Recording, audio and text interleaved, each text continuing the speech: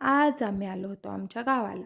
त्याआधी पहाटे उठून सगळ्यांनी अंघोळ्या वगैरे करून घेतल्या आणि घरातली देवपूजा हे सगळं आवरलं आणि मेन गोष्टी म्हणजे ह्यांचं लॅपटॉप, माझी मशीन यांचीही पूजा आवरून घेतली.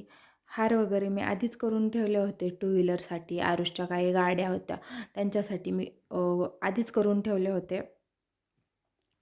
आणि सगळ्यात महत्त्वाचं म्हणजे आरुषच्या गाड्यांचीही पूजा करून घेतली आणि ते करताना आरुष पण मला हेल्प करत होता आणि सगळं इतकं कुतूहलाने पाहत होता ना, त्याला वेगळंच काहीतरी वाटत होतं. किती निरागस असतात ना लहान लेकरं. पॅकिंग वगैरे मी आदल्या दिवशीच करून ठेवली होती. म्हटलं उद्या उठल्यावर गडबड नको म्हणून. ते सगळं घेऊन गाडीत टाकलं आणि आम्ही निघालो आमच्या प्रवासाला. सकाळी लवकरच निघाल्यामुळे नाश्ता वगैरे काहीच केला नव्हता. त्याच्यामुळे नाश्त्याला थांबलो एका ठिकाणी. शिवनेरी मिसळ या ठिकाणी थांबलो होतो नाश्ता करायला.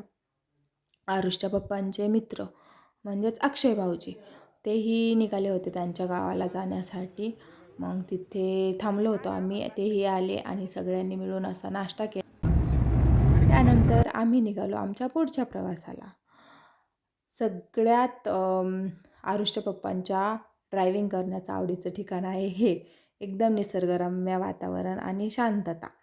तसं घराच्या जवळच आहे हे ठिकाण. नंतर घरी आलोत.